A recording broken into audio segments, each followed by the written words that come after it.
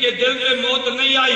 مولانا قاسم نانوتوی فرماتے ہیں ارے نبی کی موت ایسے ہے جیسے تم نے ایک چراغ کو جلا دیا، اوپر پیالہ رکھ دیا، یہ پیالہ چراغ کی روشنی کو بجھاتا نہیں ہے بلکہ چراغ کی روشنی کو چھپا لیتا ہے۔ فرمایا نبی پہ جو موت آئی ہے یہ موت کے پیالے نے آگے نبی کی موت کو چھپایا ہے، نبی کی موت کو ظاہر نہیں کیا۔ امت پہ موت آتی ہے، ارے حیات ختم ہو گئی تو پیچھے والا بارش بن گیا، نبی کی حیات نظر آ رہی تھی اب چھپ گئی ہے لہذا بارش کوئی نہیں بنتا۔ فرمایا نبی نے فرمایا اللہ نور سو، ارے لوگوں ہم نبی کسی کو بارش نہیں بناتے، ہمارے پر ظاہری موت تو آتی ہے ہمارے دل پر موت نہیں آتی۔ نمبر 2 مولانا قاسم نانوتوی نے فرمایا ما ترکنا ہو صدقہ، فرمایا نبی جو چھوڑتا ہے یہ صدقہ ہے۔ توجہ رکھنا، قاسم نانوتوی نے عجیب دلیل دی ہے بگے تو اکاش علماء قاسم نانوتوی کے علوم پہ غور کرے۔ قاسم نانوتوی نے فرمایا ما ترکنا صدقۃ، جو ہم نے چھوڑا وہ نبی کا صدقہ ہے۔ فرمایا صدقہ کب ہے؟ جب نبی دنیا چھوڑے تو صدقہ ہے، اور صدقے کا اصول یہ ہے کہ جب آدمی صدقہ کرے تو حالت حیات میں صدقہ ہوتا ہے، حالت موت میں صدقہ نہیں ہوتا۔ جب نبی دنیا چھوڑتے ہوئے اپنے مال کو صدقہ کہہ رہا ہے یہ دلیل اس بات کی ہے نبی زندہ ہے، یہ دلیل اس بات کی نبی نہیں سمجھے نبی خدای قسم کیا قاسم نانوتوی کے علوم ہے۔ اب اس کو سمجھنے کے لیے بھی تو عقل چاہیے نا، میں سمجھانے کی بات نہیں کرتا، کوئی سمجھنے کے لیے بھی تو علم چاہیے۔ حضرت قاری محمد طیب دیوبند کے 40 سالہ محتمم فرمایا میں نے حضرت یہاں پہ حیات کو سبقن پڑھا تو مجھے سمجھ آئی ہے، میں نے سبقن پڑھا تو مجھے سمجھ آئی ہے۔ خیر میں عرض کر رہا تھا مولانا قاسم نانوتوی کا فلسفہ بڑی عجیب بات کی ہے۔ مولانا قاسم نانوتوی فرماتے ہیں فرمایا توجہ رکھو، ارے نبی کو رب نے بنایا مٹی سے، ہمیں بھی رب نے بنایا مٹی سے، فرمایا مگر تم نے اس کو توہین نہ کہنا، ارے ایک مٹی تمہاری اور میری ہے، اور ایک مٹی آدم سے لے کر عیسیٰ نبی کی ہے، اور ایک مٹی حضرت خاتم الانبیاء کی ہے۔ فرمایا تمہاری اور میری مٹی یہ زمین والی ہے، آدم سے لے کر عیسیٰ مٹی، نبی کی مٹی جنت والی ہے، ہمارے پیغمبر کی مٹی جنت الفردوس والی ہے۔ فرمایا دنیا کی مٹی میں اصل موت ہے، پانی ملتا ہے تو تازہ ہو جاتی ہے، پانی نہیں ملتا زمین بنجر بن جاتی ہے، اور جنت کی مٹی ہمیشہ تازہ رہتی ہے۔ نبی کی مٹی جنت والی ہے، اور جنت کی مٹی پہ موت نہیں حیات ہی حیات ہے، موت نہیں ہے حیات ہی حیات ہے۔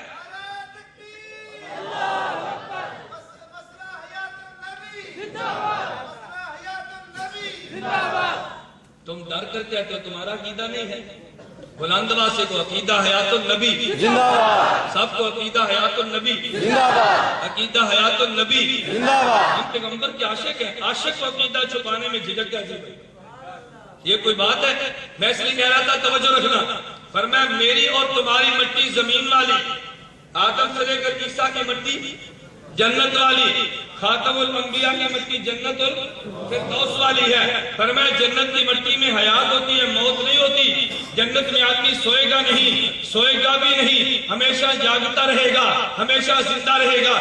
لیکن سونا چاہے سو تو سکتا ہے نا، اگر سونے پر تھوڑی دیر کے لیے، اگر تھوڑی دیر کے لیے سوئے گا تو وہ عارضی ہوگا، حقیقت میں جاگنا ہوگا۔ فرمایا پیغمبر کی مٹی تو جنت والی ہے، اگر موت آئی ہے تو عارضی ہے، اصل پیغمبر کی مٹی میں حیات ہی حیات ہے، اصل پیغمبر کی مٹی میں حیات ہی حیات ہے۔ اس لیے اہل سنت والجماعت کا عقیدہ یہ ہے کہ نبی جب روزے، نبی جب حجرے میں تھے تب بھی زندہ، نبی آج روزے میں ہے تو اب بھی زندہ، نبی جب حجرے میں تھے بولیے نا تب بھی زندہ، نبی آج روزے میں ہے تب بھی زندہ۔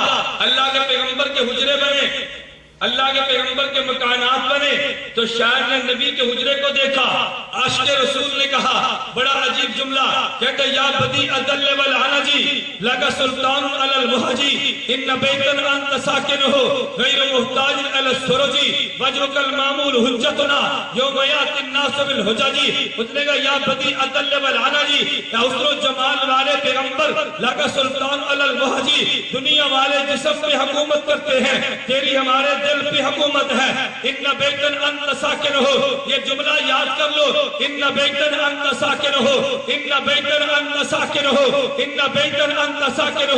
حضور جس گھر میں آپ ساکن رہائش پذیر ہیں وہ گھر سورج کا محتاج نہیں ہے۔ فَجُوَكَ الْمَعْمُولُ حُجَّتُنَا يَوْمَ يَأْتِي النَّاسُ بِالْحُجَجِ، قیامت کے دن لوگ آئیں گے اپنے اعمال بطور دلیل کے لائیں گے۔ حضور ہم آپ کا مبارک چہرہ بطور دلیل کے لائیں گے۔ لوگ پوچھیں گے کیا لائے، لوگ اللہ پوچھیں گے کیا لائے، لوگ کہیں گے عمل لائے۔ ہم سے پوچھو گے پوچھیں گے رب کیا لائے، کہیں گے اللہ کچھ نہیں لائے، حضور کا چہرہ۔ اللہ کچھ نہیں ہے، نبی کا مبارک چہرہ۔ اللہ اپنے چہرے کے ماننے والے ہیں۔ یوم یأتی الناس بالحجج، توجہ رکھنا، تو جس نے پیغمبر کے حجرے کو دیکھا کہتا ہے ان بیتن انت ساکنہ، اور جس نے پیغمبر کے روزے کو دیکھا، امام نووی نے مناسک میں لکھا ہے، امیر عساکر نے تاریخ میں لکھا ہے، میں کہتا ہوں بڑا عجیب واقعہ۔ محمد بن عبید اللہ بن عمر العتبی پیغمبر کا عاشق تھا، پیغمبر کے روزے پر آیا، کہتا ہے یا خیر الرسل، اے اللہ کے بہترین پیغمبر، میں آیا ہوں آپ کے بعد، میں نے گناہ کیا، میں آپ سے درخواست کرتا ہوں اللہ سے معافی مانگو، رب مجھے معاف کر دے۔ اس نے قرآن کی آیت پڑھی، اللہ قرآن میں فرماتے ہیں وَلَوْ أَنَّهُمْ إِذْ ظَلَمُوا أَنفُسَهُمْ جَاءُوكَ فَاسْتَغْفَرُوا اللَّهَ وَاسْتَغْفَرَ لَهُمُ الرَّسُولُ لَوَجَدُوا اللَّهَ تَوَّابًا رَحِيمًا۔ اگر کوئی آدمی جرم کر لے پھر پیغمبر کی خدمت میں آئے اور نبی اس کے لیے رب سے گناہ کی معافی مانگے، رب اسے معاف کر دیتے۔ کہتے حضور میں آج آپ کی خدمت میں آئے ہو، میں نے جرم کیا، میں خود بھی معافی مانگتا ہوں، میں رب سے آپ بھی معافی مانگے۔ ارے پیر محل کے مسلمانوں، توبہ کے رہنے والوں، اللہ تمہیں پیغمبر کے روزے پہ جانے کی توفیق عطا فرمائے۔ یہ ذہن بنا لو، پیغمبر روزے میں زندہ، پیغمبر کے روزے پہ جا، صلاۃ و سلام بھی پڑھ، اس نظریے کے ساتھ نبی قبر میں سن رہے ہیں اور پیغمبر کے روزے پہ جا کے تو کہتے حضور غلام آیا جس نے زندگی بھر جرم کیے، اللہ سے معافی مانگتا ہو، تم بھی میرے لیے معافی کی دعا مانگو، نبی دعا مانگے گا رب تجھے معاف کر دے گا۔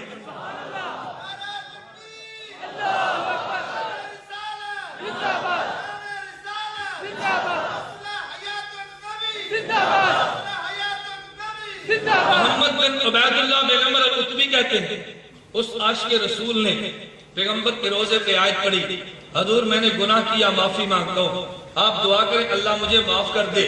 پھر اس نے حضور کے روزے پہ کھڑے ہو کے کلام کیا، کہتے یا خیر من دفنت بالقاء اعظمہ فتاب من طیبہن من القاء والاکم نفس الفداء لقبر انت ساکنہ۔ یہ جملہ نفس الفداء لقبر انت ساکنہ فیہ العفاف وفیہ الجود والکرم۔ خود نے کہا یا خیر من دفنت بالقاء اعظمہ، حضرت آپ اس مبارک مٹی میں آرام فرما ہے جو کائنات کی ساری جگہوں سے اعلیٰ ہے، کائنات کی ساری جگہوں سے اعلیٰ۔ ہمارا اہل سنت والجماعت کا عقیدہ یہ ہے کہ پیغمبر کے وجود کے ساتھ حضور کے روزے کی مٹی جو ملی ہوئی ہے، اللہ کی قسم یہ کرسی سے اعلیٰ، یہ کعبہ سے اعلیٰ، یہ عرش اللہ کے عرش سے بھی اعلیٰ ہے۔ یا خیر من دفنت بالقاء اعظمہ فتاب من طیبہن من القاء والاکم۔ حضور آپ کے روزے کے عطر کی برکت سے رب نے پورے جہان کو معطر کر دیا ہے۔ نفس الفداء لقبر انت ساکنہ، میری جان قربان اس قبر پہ جس میں آپ ساکن ہیں، جس میں آپ ساکن ہیں۔ اس نے پیغمبر کا حجرہ دیکھا تو کہا ان بیتن انت ساکن ہو، آپ اس گھر میں ساکن ہیں۔ اس نے پیغمبر کی قبر کو دیکھا، کہتے نفس الفداء لقبر انت ساکن ہو، حضور آپ اس قبر میں ساکن ہیں۔ معلوم ہوا جس نے پیغمبر کو حجرے میں دیکھا وہ سمجھتا پیغمبر حجرے میں زندہ، تبھی تو ساکن کہا۔ جو پیغمبر کے روزے پہ گیا اس نے حضور کو کہا آپ قبر میں ساکن ہیں، اس کا عقیدہ یہ تھا نبی قبر میں زندہ ہے۔ ارے ساکن زندہ کو کہتے ہیں، ساکن مردے کو تو نہیں کہتے نا۔ تو جس نے حجرے کو دیکھا کہتا ان بیتن انت ساکن ہو، اور جس نے پیغمبر کے روزے کو دیکھا کہتا نفس الفداء لقبر انت ساکن ہو، حضور اس قبر پہ میری جان فدا ہو جائے جس قبر پہ آپ ساکن ہیں۔ فی العفاف وفی الجود والکرم، اس میں عفت بھی ہے پیغمبر، اس میں سخاوت بھی ہے۔ پھر اگلا جملہ امام نووی نے مناسک میں ذکر کیا ہے، اور ابن असाकिर ने तो नकल नहीं किया, इमाम नोवी कहते हैं उस आशिक ने 2 शेर और भी पढ़े थे, कहते हैं अंत शफीउल लज़ी तुरजा शफाअतुहु अला सिरात मा ज़ल्लतल क़दमी व साहिबाक ला अंसाहुमा अबदा अली मिन्नी सलाम अलैकुम मा जरल कलम।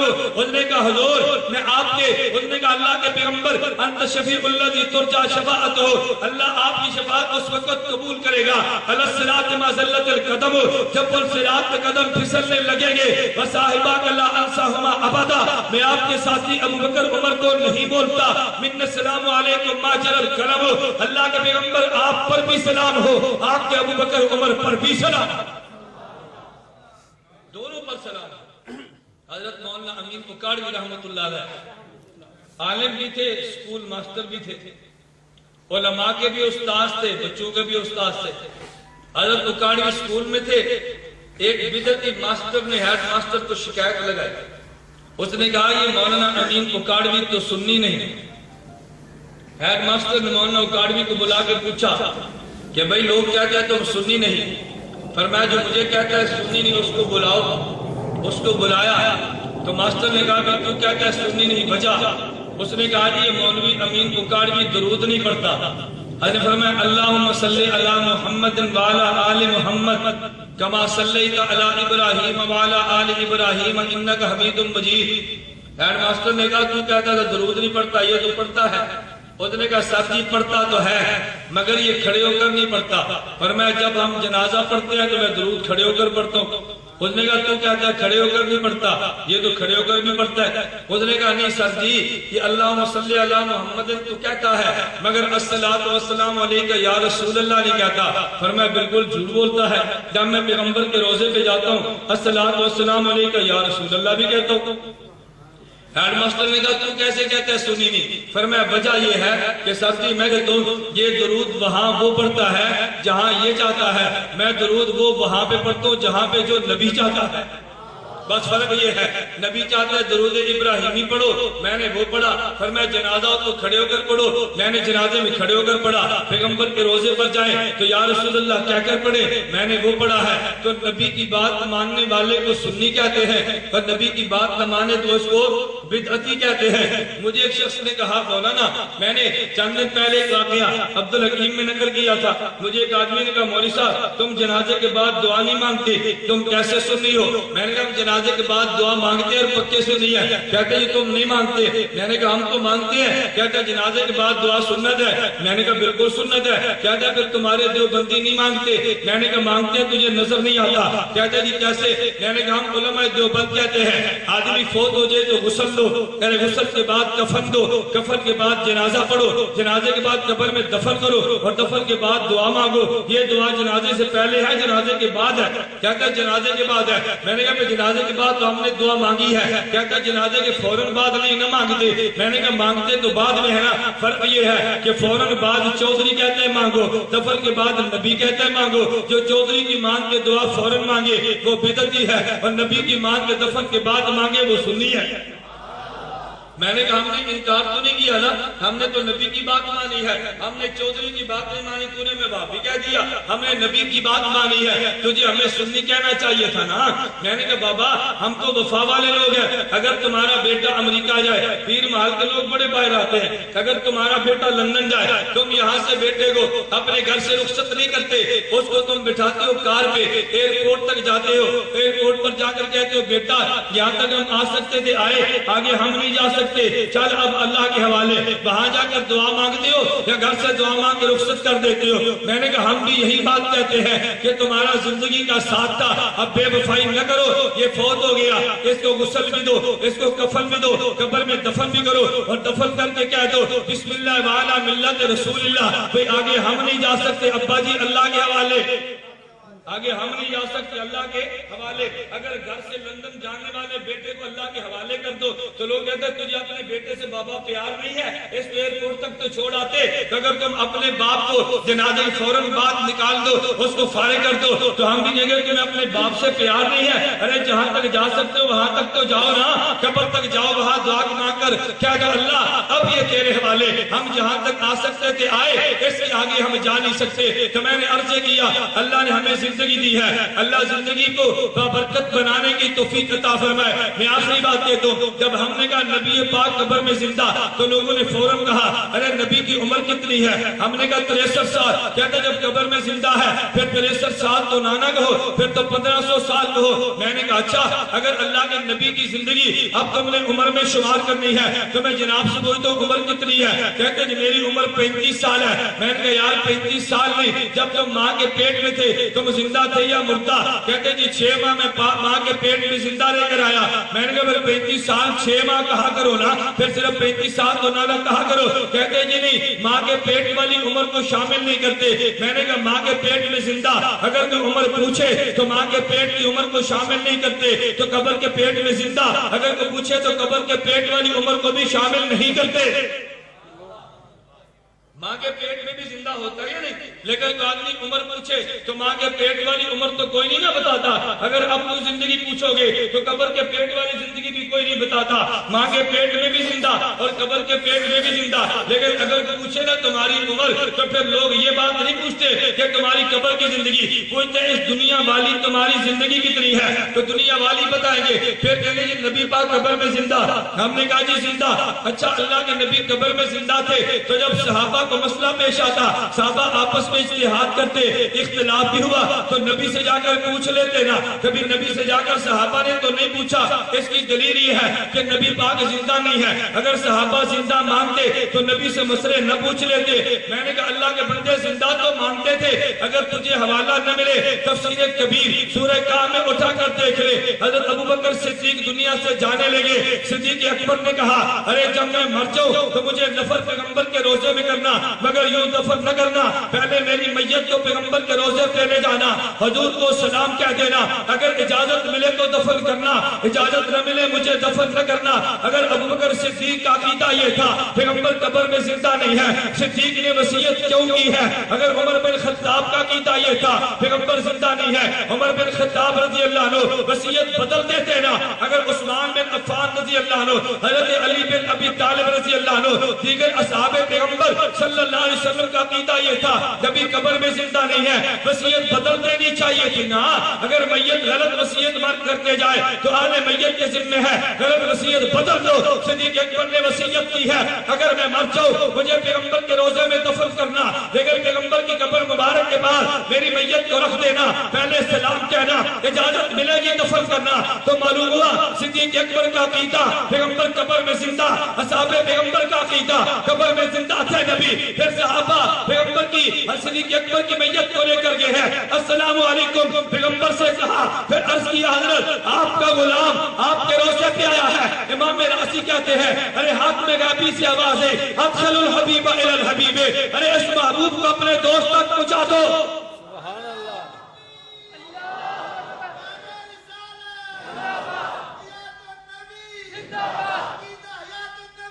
صحابہ کا عقیدہ یہ تھا نبی قبر میں زندہ، کہتے زندہ تھے۔ پھر صحابہ جا کر اختلافی مسائل پوچھتے کیوں نہیں؟ میں نے کہا اچھا آپ گھر میں تھے، آپ کے ابو جان گھر سے تھے اور گھر سے ابو جان نکلے، اچانک چشمہ بھول گئے، واپس اپنے گھر میں آئے، بیگم سے پوچھا چشمہ کدھر ہے؟ بیگم کہتے ہیں مجھ سے کیوں پوچھتی ہو، تم خود تلاش کر لو نا۔ کہتا ہے میری نظر کمزور ہے مجھے تو نظر نہیں آتا۔ تو بیگم کہتے ہیں تجھے نظر نہیں آتا، تیرے کندھے پہ کرامن کاتبین موجود ہے ان سے پوچھ لینا۔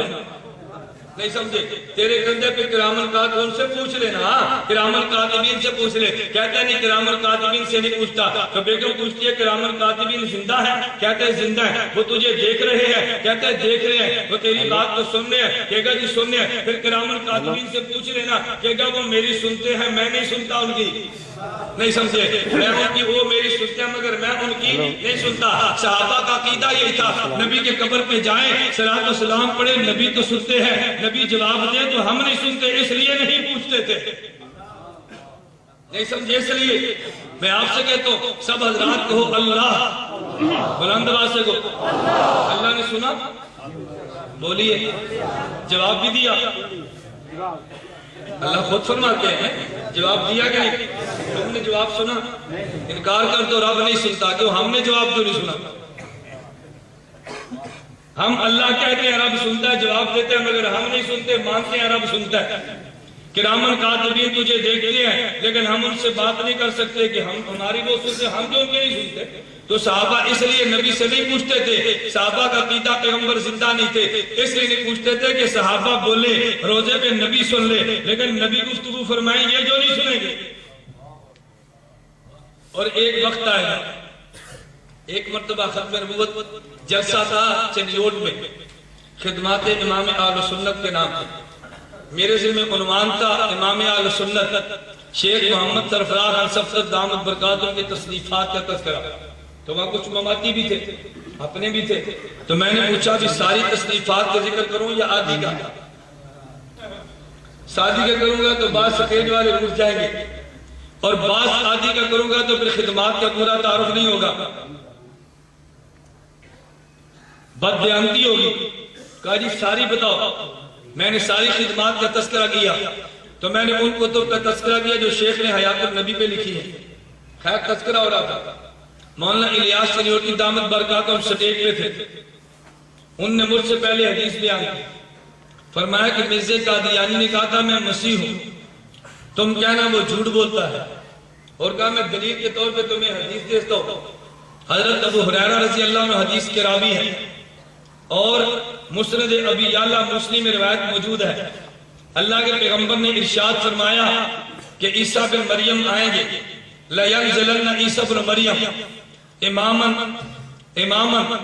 حق اماماً عدلا، فرمایا امام عادل بن کر آئیں گے، لَيَقْتُلَنَّ الصَّلِيبَ صلیب کو توڑ دیں گے، لَيَقْتُلَنَّ الْخِنْزِيرَ خنزیر قتل کر دیں گے، عیسائیت اور یہودیت کا وجود مٹا دیں گے، فَلَا يُرَزَنَّ عَلَيْهِ الْمَالُ فَلَا يَقْبِلَنَّ مال بہت زیادہ ہوگا، عیسیٰ مال کو قبول نہیں کریں گے، بلکہ روایات میں آتا ہے کہ سونا چاندی یوں نکلے گا جیسے آج دریاؤں اور نہروں میں پانی چلتا ہے، لیکن اس کو قبول کرنے والا کوئی نہیں ہوگا۔ تو مولانا نے فرمایا تم یہ 4 دلیلیں یاد رکھ لو، اور مرزائیوں سے کہنا کہ جب عیسیٰ بن مریم آئیں گے تو حاکم ہوں گے، تمہارا غلام احمد قادیانی تو حاکم نہیں تھا، حضرت عیسیٰ آئیں گے عیسائیت کو ختم کر دیں گے، یہ عیسائیت کو ختم نہیں کر سکا بلکہ ان کا ٹوٹ تھا، آئیں گے یہودیت کو مٹا دیں گے، یہ یہودیت کو ختم نہیں کر سکا، عیسیٰ بن مریم آئیں گے دولت عام ہوگی، اس کے دور میں دولت عام نہیں ہوئی۔ میں نے فوراً سٹیج پہ کہا، میں نے کہا حضرت 5ویں نشانی بھی بیان کر دو نا جو اسی حدیث میں موجود ہے، وہ کون سی؟ اسی حدیث میں ہے، اللہ کے پیغمبر نے فرمایا یہ 4 نشانیاں ہوں گی، ثم الانقام علی قبری، ان کے بعد عیسیٰ میری قبر پر آئیں گے، کہیں گے یا محمد لا اجیبنہ، وہ یا محمد کہیں گے میں جواب دوں گا، سبحان اللہ، وہ یا محمد کہیں گے میں جواب دوں گا۔ میں نے کہا یہ کہو عیسیٰ بن مریم آئیں گے حاکم ہوں گے، مرزا حاکم نہیں تھا، عیسیٰ بن مریم عیسائیت کو ختم کریں گے، اس نے عیسائیت کو ختم، توجہ رکھنا، عیسیٰ بن مریم یہودیت کو ختم کریں گے، اس نے یہودیت کو ختم، عیسیٰ بن مریم آئیں گے تو مال کی فراوانی ہوگی، اس کے دور میں وہ مال کی فراوانی نہیں تھی، عیسیٰ بن مریم پیغمبر کے روزے پہ یا محمد کہیں گے جواب ملے گا، یہ پیغمبر کے روزے پہ گیا بھی نہیں جواب بھی نہیں ملا۔ یہ 5ویں نشانی بتاؤ نا، اگر کہے گا حدیث ضعیف ہے تو پھر 5 نہیں 4 کے لیے ضعیف ہوگی نا، اگر کبھی ہوگی تو 4 کے لیے۔ میں نے اس نے کہا سند پہ اعتراض کرو تو جواب میرے ذمہ ہے، یہ سند بھی کبھی اور حدیث بھی ٹھیک ہے۔ عیسیٰ بن مریم جب کہیں گے یا محمد، اللہ کے پیغمبر جواب دیں گے۔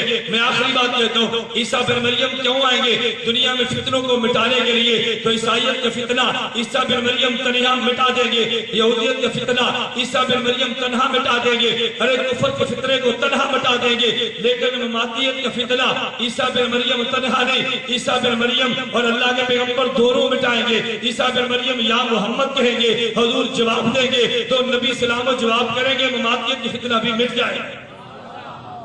مٹے گا یا نہیں؟ دونوں نبی ملیں گے تو مٹ جائے گا۔ ہم کہتے ہیں عیسائیت تم نے مٹنا ہے، آج توبہ کر لو، یہودیت تم نے مٹنا ہے، آج توبہ کر لو، مماتیت تم نے مٹنا ہے، آج توبہ کر لو، آج کر لو توبہ، تم نے مٹنا تو ہے ہی۔ دعا کرو اللہ مجھے اور آپ سب کو خاتم الانبیاء صلی اللہ علیہ وسلم کا سچا عاشق بنائے، اللہ پیغمبر کی قبر اور برزخ والی اعلیٰ حیات کو ماننے کی توفیق عطا فرمائے، اللہ نے پیغمبر کی اتباع کی توفیق دے، اللہ قیامت کو حضور کی شفاعت نصیب فرمائے۔ وآخر دعوانا الحمدللہ رب العالمین۔ کیا قادیانیوں کے ساتھ دوستی یا ان کا مکان کرایہ پر لینا کاروبار میں شرکت جائز ہے، یہ گناہ کبیرہ اور حرام ہے۔ نہ ان کو کاروبار میں شریک کرو، ان کا مکان بھی کرائے پر مت لو، اور جو قادیانی کی مصنوعات ہیں ختم نبوت والے اس کا اکثر اعلان کرتے رہتے ہیں، ان مصنوعات کا بائیکاٹ کرو، یہ میرے اور آپ کے ایمان کا حصہ ہے۔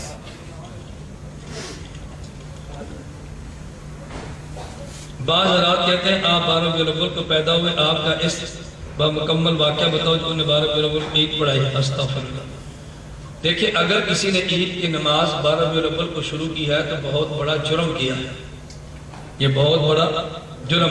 اچھا عجیب بات یہ ہے کہ 12 ربیع الاول کو عید وہ مناتے ہیں جو خود کو امام احمد رضا خان کا ماننے والا کہتے ہیں، اور احمد رضا خان نے اپنی کتاب نطق الہلال میں لکھا ہے حضور 8 ربیع الاول کو پیدا ہوئے اور 12 کو وفات پائی۔ پیدا کب کو اور وفات اپنے نطق الہلال فتاوی رضویہ میں یہ کتاب موجود ہے۔ احمد رضا خان کے کتابیں ساری اکٹھے فتاوی رضویہ کی شکل میں آئے ہیں، جو اس میں فتویٰ موجود ہے۔ احمد رضا خان کا فتویٰ کہ نبی پیدا ہوئے 8 کو اور وفات پائی 12 کو، تو 12 کا دن پھر وفات کا ہے تو پھر سوگ بناؤ اگر تم نے منانا بھی ہے تو۔ لیکن اہل سنت والجماعت کا عقیدہ یہ ہے کہ نبی پاک صلی اللہ علیہ وسلم آئے ہیں، ہمیں آنے کی خوشی ہے، لیکن خوشی بچوں والی نہ کرو، بڑوں والی کرو۔ خوشی بچوں والوں نہ کرو، بلکہ کیوں؟ اگر گھر میں مہمان آئے تو بچے دیکھتے ہیں کیا لے کر آیا، فروٹ، مٹھائی، پکوڑے، سموسے۔ مہمان کی آمد پر بچوں کو خوشی نہیں ہوتی، اگر مہمان کچھ لے کر آئے مٹھائی تو بچے خوش ہوتے ہیں، اور مہمان کے ساتھ مٹھائی نہ ہو تو بچے خوش ہوتے نہیں۔ میری خالہ کا بیٹا ہے، میرا بھائی ہے، میں ان کے گھر گیا تو چھوٹا بچہ تھا، ابو بکر نام تھا۔ اس کی بیوی کہتی ہے تایا بوا ہے ملو، تایا بوا ہے ملو، وہ مجھے مل نہیں رہا۔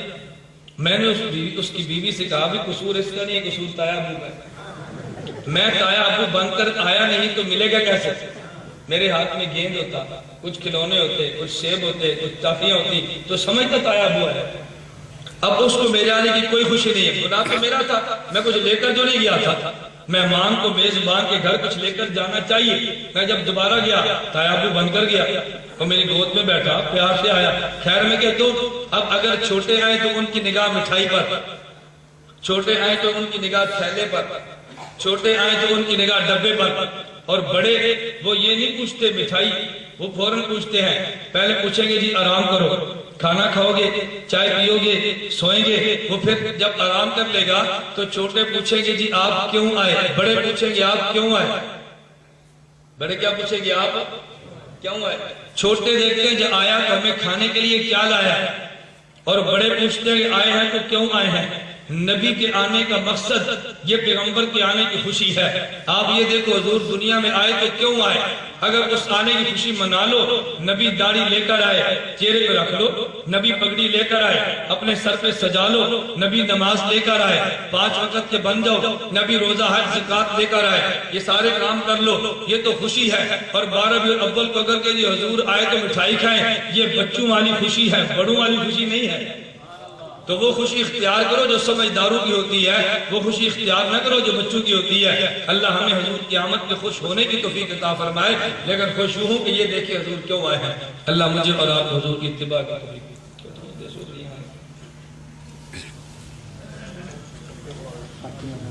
نہ دیکھے بھی آتش بازی کا بہت بڑا جرم ہے، اللہ میں محفوظ رکھے، کچھ حیا کرو، نبی پاک صلی اللہ علیہ وسلم کی آمد پہ حضور کا یوں مذاق نہ توڑاؤ۔ مولانا صاحب گانے کی طرز پہ نعتیں پڑھنا جائز ہے؟ ارے گانا ناجائز ہے، گانے کی طرز پہ نعت تو اور ہے۔ تم گانا اور گانے کی طرز نعت دونوں کو ایک جیسا تو نہ کہا کرو۔ میں پچھلے دنوں میں مظفر گڑھ میں تھا تو ساتھی کہتے ہیں مولوی صاحبان اکٹھے بیٹھے تھے، انہوں نے کہا جی ہمارے لڑکے بات نہیں مانتے۔ میں نے کہا بھی تم ان کی بات منواتے نہیں، مانے گے کیسے؟ بیٹا جوان ہے تم نکاح کر دو، زنا نہیں کرے گا، بات ٹھیک ہے؟ اولاد جوان ہے تم نکاح کر دو گے تو زنا، کیوں؟ اللہ نے اس میں خواہش رکھی ہے، والدین اس کا انتظام ٹھیک کریں گے ورنہ غلط استعمال کرے گا۔ میں نے کہا بھی اللہ نے ان لڑکوں کو کان دیے ہیں اور کان ذائقے سنتا ہے، تم ان کو نعتیں اور تلاوتیں نہیں دو گے تو گانے سنیں گے، ایسی ہے۔ اللہ نے ان کو آنکھ دی ہے تم اگر آنکھوں سے اپنے اچھے پروگرام نہیں دو گے تو یہ اپنی ان آنکھوں سے فلمیں دیکھیں گے. تو میں کہتا ہوں، ہم بھی کہتے ہیں کہ نعت گانے کی طرز پہ نہیں پڑھنی چاہیے، نعت کے انداز میں پڑھنی چاہیے، لیکن گانے کے طرز پر بھی پڑھ لے تو فتویٰ لگانے کی بجائے گانے سے تو بہتر ہے جو گانے کی طرز پر ہے. نہیں سمجھا؟ اور بھئی گانے سے تو بہتر ہے نا، تو تم دونوں کو ایک کھاتے میں نہ ڈالا کرو، جو جس کی حیثیت بنتی ہے اتنی اس کو دیا کرو. خود پڑھ نہیں سکتے، جڑا پڑھے تو برداشت نہیں کر سکتے. غیر مقلدین کہتے ہیں کوئی ترک رفع دین والی حدیث بتا دے، وہ کہتے ہیں عربی تو کرتے ہیں، ہم نے کلمہ عربیوں کا نہیں اللہ کے نبی کا پڑھا ہے. ہم حضرت عمر کو پیش کریں تو عربی ہیں، تو غیر مقلد کہتے ہیں یہ نبی کی بات کرو. ہم حضرت عثمان کی جمعے کی 2 اذانیں پیش کریں وہ عربی ہیں، کہتے ہیں نبی کی بات کرو. ہم 20 رکعت تراویح صحابہ کی پیش کریں جو عربی ہے، کہتے ہیں نبی کی بات کرو. ہم رفع دین نبی کی بات کریں، کہتے ہیں عربی کرتے ہیں. گرگٹ کی طرح بدلنا یہ غیر مقلدیت کا کام ہے. گرگٹ کی طرح بدلتے پھرے. میں ان سے کہتا ہوں اگر یہاں غیر مقلد کو بیٹھو وہ مجھے لکھ کر بھیج دے کہ امام کعبہ ہمارے دین کی بنیاد ہے، جو امام کعبہ کریں گے ہم کریں گے، جو نہیں کریں گے ہم نہیں کریں گے. تم لکھ دے. نہیں لکھتے، بالکل نہیں لکھتے دے، مر جائیں گے نہیں لکھے. کیوں؟ امام کعبہ کو مانیں گے تو سب سے پہلے تقلید کریں گے. بولیے کوئی نہیں کرنی نہیں. امام کعبہ کو مانیں گے تو ننگے سر تھوڑا پھریں گے، اپنے سر پہ ٹوپی اور رومال لیں گے. امام کعبہ کی تو نہیں مانی، گدھے کی طرح ننگے سر پھرتے رہیں گے. کوئی ایک باب کسی محدث نے قائم نہیں کیا کہ جس میں نبی کے ننگے سر پھرنے کا ذکر ہو. یہاں غیر مقلد تو بیٹھو تو مجھے چٹ لکھ دے. اگر تمہارے پاس تو باہر نکل کے سے اپنے مولوی کو موبائل میں فون کرو کہ یار تو چٹ ہم نے لکھے دینی حوالہ بتا دے. کوئی ہے تو ہمت کرے. کسی محدث نے باب قائم کیا ہو نبی کا ننگے سر بیت الخلاء میں جانا، نبی کا ننگے سر بازار جانا. وہ نبی ننگے سر بیت الخلاء بھی نہیں جاتا، تجھے شرم نہیں آتی ننگے سر نماز پڑھنے کے لیے مسجد میں آتا؟ یہ مسجد ادب کا مقام ہے، بے ادبی کا مقام نہیں ہے. ہوگی اپنے بات تو بھی رومال اور ٹوپی اتار کے پھینک دیں گے اور پھر سمجھتے ہم نے بہت بڑا کام کیا. پگڑی والے ہم ننگے سر گھومے ہیں، ہم نے بہت بڑا کام کیا. احمد اس کو کام نہیں کہتے، اس کو بیوقوفی کہتے ہیں. میری بات سمجھے؟ اس لیے ہم کہتے ہیں ایک اصول بناؤ، ایک اصول پر چلو، اصول پر نہیں چلے گئے. مجھے غیر مقلد نے فون کیا، مولانا صاحب اللہ کے نبی سے رفع دین منع کرنے کی حدیث دکھا سکتے ہو؟ میں نے کہا تو کرنے کا حکم دینے کی حدیث دکھا سکتا ہے؟ کہتا ہے یہ حکم نہیں دیا، کیا تو ہے نا. میں نے کہا کیا تو ہے تو پھر چھوڑا بھی ہے. صحیح. تو ہم سے اور مانگنی ہے، تم دلیلیں اور دیتے پھرتے ہو. اللہ کے نبی پاک صلی اللہ علیہ وسلم رفع الیدین نہیں کرتے تھے. راوی عبداللہ بن عمر پیغمبر کے صحابی، کتاب مسند حمیدی امام بخاری کے استاد یہ پیش کریں گے رفع الیدین کرتے تھے. راوی عبداللہ بن عمر اور نام بخاری کا. میں کہتا ہوں نہیں کرتے. راوی وہی عبداللہ بن عمر اور کتاب امام بخاری کے استاد کی. اگر بخاری کی روایت ٹھیک ہے تو استاد کی کیوں غلط ہے؟ نہیں سمجھے؟ یہ تمہیں امام بخاری کی بات کریں گے، بخاری کے استاد کی بات نہیں کریں گے. اللہ کے نبی رفع الیدین نہیں کرتے تھے. راوی برا بن عازب اور کتاب کا نام سنن ابی داؤد جو سیاستہ کی کتاب ہے. اللہ کے نبی رفع الیدین نہیں کرتے تھے. کتاب کا نام جامع ترمذی جو سیاستہ کی ہے. راوی عبداللہ بن مسعود رضی اللہ عنہ. اور عبداللہ بن مسعود نے بڑے دعوے کے ساتھ کہا، فرمایا اللہ تصلی بکم صلاۃ رسول اللہ، اللہ اخبرکم بصلاۃ رسول اللہ، میں تم نبی کی نماز نہ دکھاؤں؟ کہا دکھاؤ. حضرت عبداللہ بن مسعود کھڑے ہوئے، شروع کا رفع الیدین کیا، پھر پوری نماز میں رفع الیدین نہیں کیا. کہا یہ میرے نبی کی نماز ہے. اور عبداللہ بن مسعود وہ صحابی ہیں جن کا نام لے کے پیغمبر نے فرمایا ما حدثکم ابن مسعود فصدقوہ، عبداللہ بن مسعود جو حدیث بتائے اس کو سچا سمجھنا. ہم کہتے ہیں غیر مقلد تو سچا سمجھ لو، یعنی ہم سچا نہیں سمجھیں گے. نبی کہتے ہیں سچا سمجھو، تسی جو نہیں سمجھتے. اسے کہتے ہیں ضد. جسے کیا کہتے ہیں؟ کہتے ہیں نبی چھوڑ دے رفع الیدین ایسا نہیں سمجھتے. نبی چھوڑ دے ہم نہیں چھوڑیں گے، اسے ضد کہتے ہیں. لوگ کہتے ہیں مولویوں کی بات نہیں، میں کہتے نبی سامنے آ کھڑے ہیں تم نبی اور علماء کی بات کرتے ہو جی، بڑے بے ادب ہے. میں نے کہا خدا کے سامنے آ کر کے کھڑا ہوتا ہے، اگر مولوی کے سامنے آ کر کے کھڑا ہو جائے تو پھر کیا ہوگا؟ ایک آدمی خدا نے متکا لا کے مسیطے کھلوتے ہیں، وہ تمہارے ساتھ متقع لگائے گا، کون سی حضرت کی بات ہے؟ یہ دعا کرو اللہ ان کو کچھ عقل عطا فرمائے۔ ذاکر نائک کے بارے میں آپ کا کیا خیال ہے؟ ذاکر نائک بے علم بھی ہے، بے عقل بھی ہے۔ سبحان اللہ۔ اچھا عجیب بات کیا ہے جو مجھے افسوس ہوتا ہے، مجھے کس پر افسوس ہوتا ہے؟ ہر آدمی کی اپنی رائے ہے۔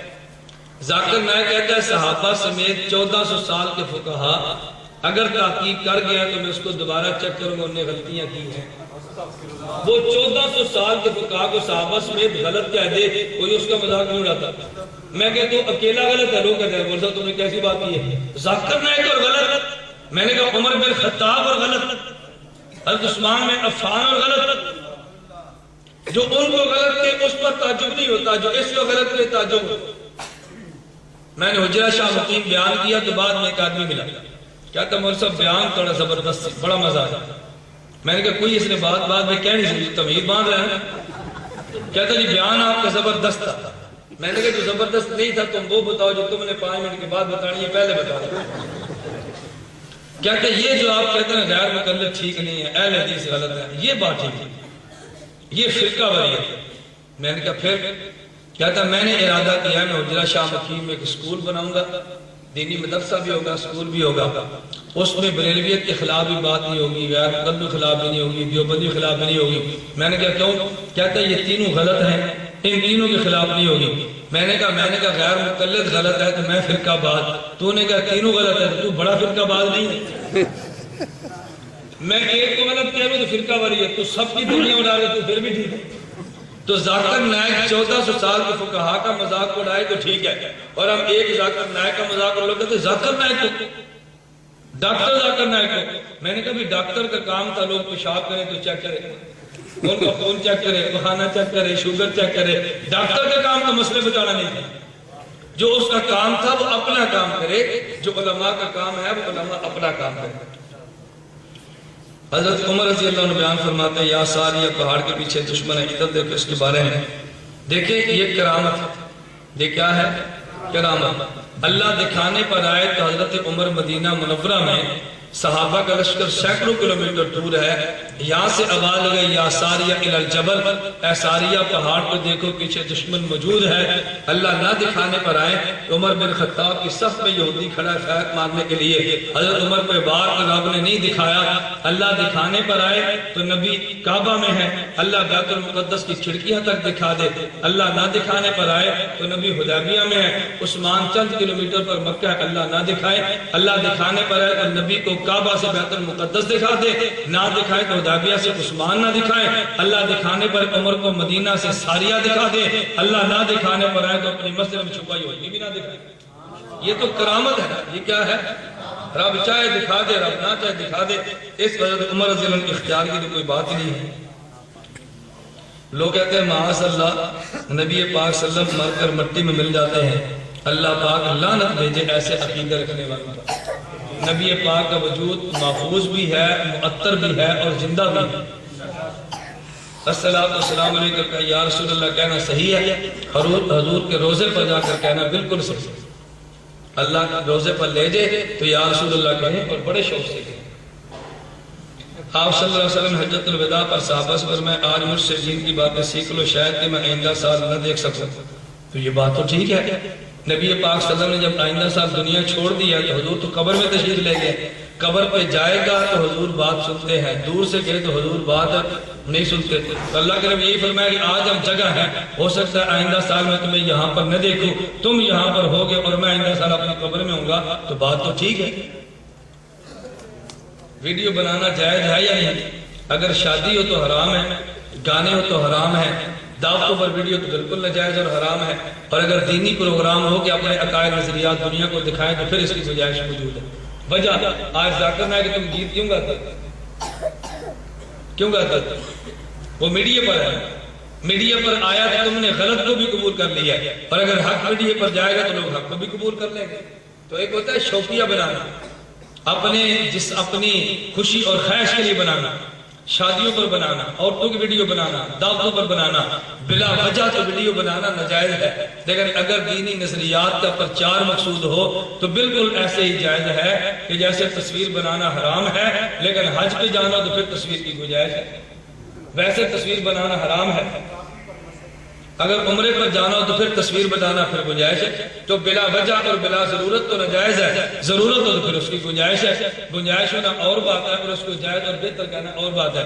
جرابوں پر مسح کرنے کی کوئی ایک بھی صحیح حدیث موجود نہیں ہے، اور یہ صرف میں نہیں کہتا، غیر مقلدین کا سب سے بڑا امام شیخ الکل فی الکل میاں نذیر حسین دہلوی نے فتاوی نظیریہ میں لکھا ہے کہ مسح پر جراب کرنے کوئی ایک جراب پر مسح کرنے کی کوئی ایک بھی صحیح حدیث موجود نہیں ہے۔ چلو امام حنیفہ کی نہ مانو، اپنے امام کی مانو، اپنے ضد ہے نا، میں نے کہا ضد کا تو کوئی علاج نہیں ہے۔ وآخر دعوانا الحمدللہ۔